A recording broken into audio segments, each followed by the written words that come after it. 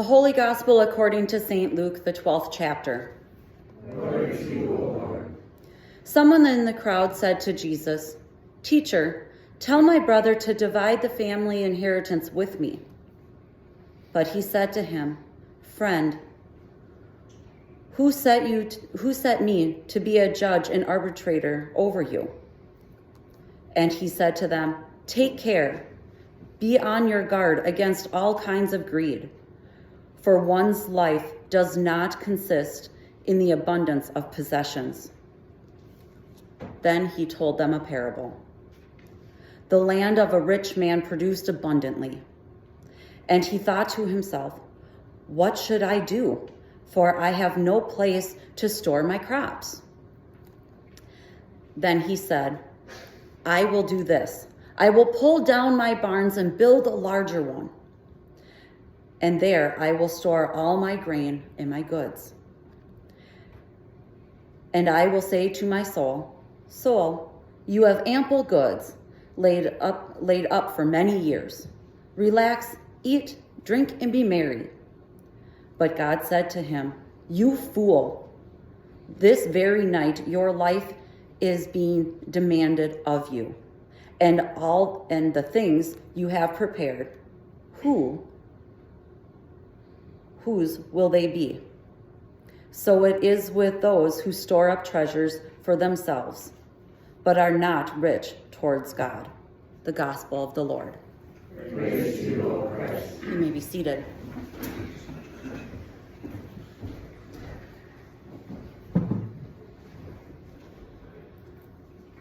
Life does not consist in the abundance of possessions. I have a large family. I have 6 kids and 5 dogs and a bunch of chickens. And of course, then there's my husband and I. And now and again, the random people that happen to come to our house for a few days or weeks.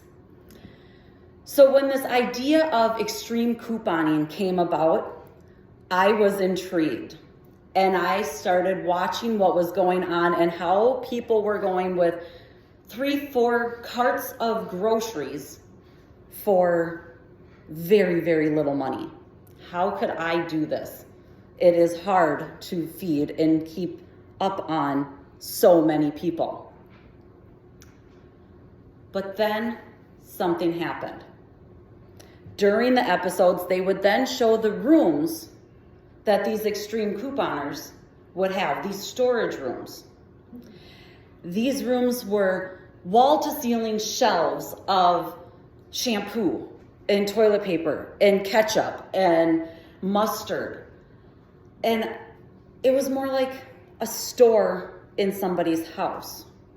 Laundry soaps. I mean, it was maxed out. So I started thinking to myself, what am I going to do with 100 bottles of shampoo? What am I going to do with 200 bottles of mustard that nobody in my house really likes, and I use it for like 2 things throughout the whole year? Is it better for me to know that my hair will be clean for years to come because I extreme couponed and had them in the storage place? The last episode is what put me over the edge on this. I watched this family of 4 remodel over half of their basement to have a bigger storage room. This room was probably bigger than the depot. And it was floor to ceiling of every non-perishable type of thing, from foods to cleaning supplies to body care to everything you could imagine. It was huge. And the interviewer asked the family, "What do you do with all this stuff?" And their response was, "Well, when we need it, we have it. When we need it, we have it." Life does not consist in the abundance of possessions. Let that sink in for a second. Life does not consist in the abundance of possessions. Jesus is constantly met with so many different random questions.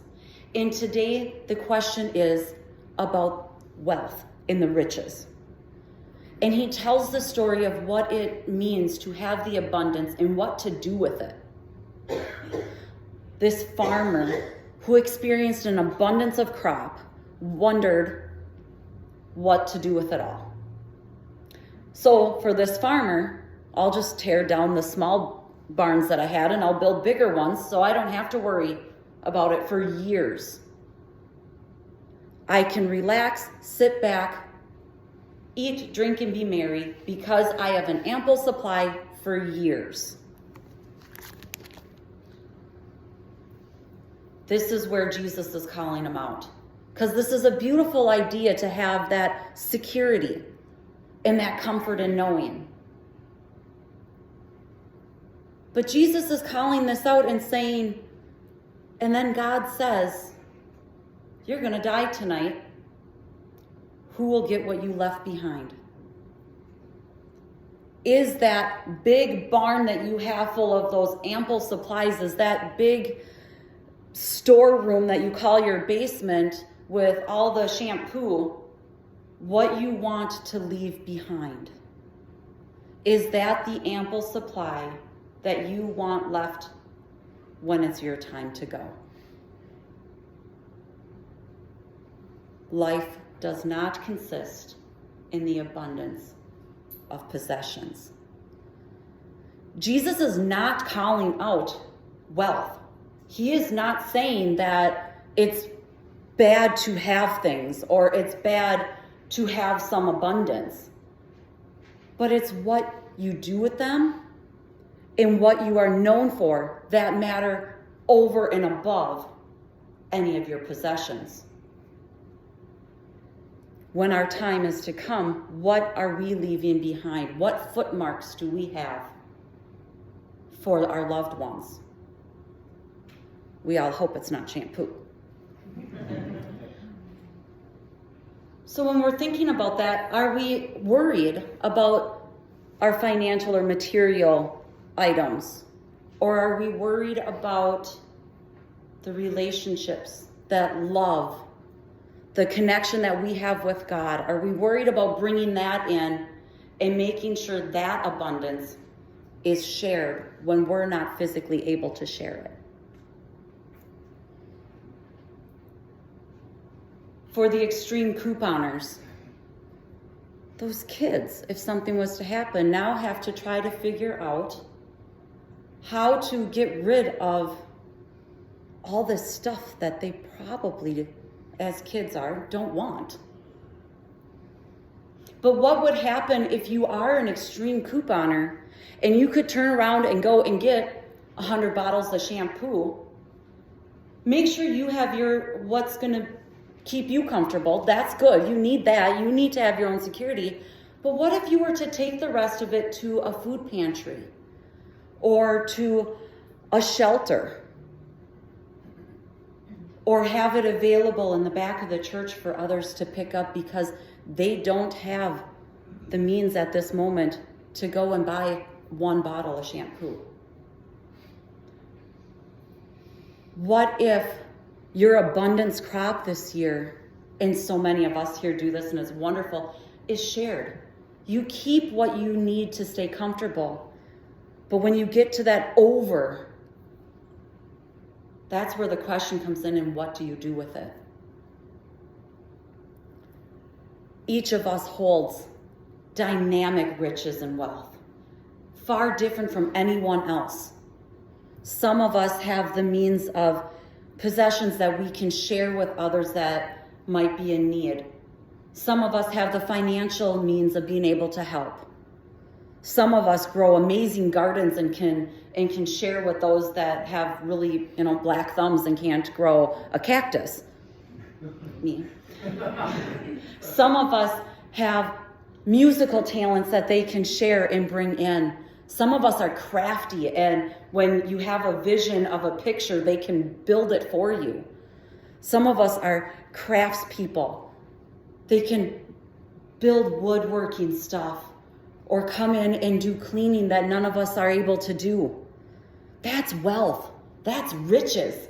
And when we share those with others, that's what Jesus is calling us to do, is be true to yourself and share what you have. So you're remembered of not, yep, that's a really good woods worker here that does really good stuff, but you can never touch any of the stuff they have. But what if you shared that?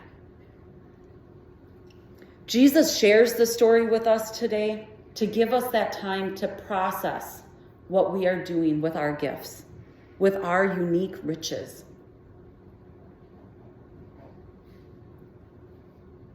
Life does not consist in the abundance of possession, but in the abundance of what we do with them. Amen.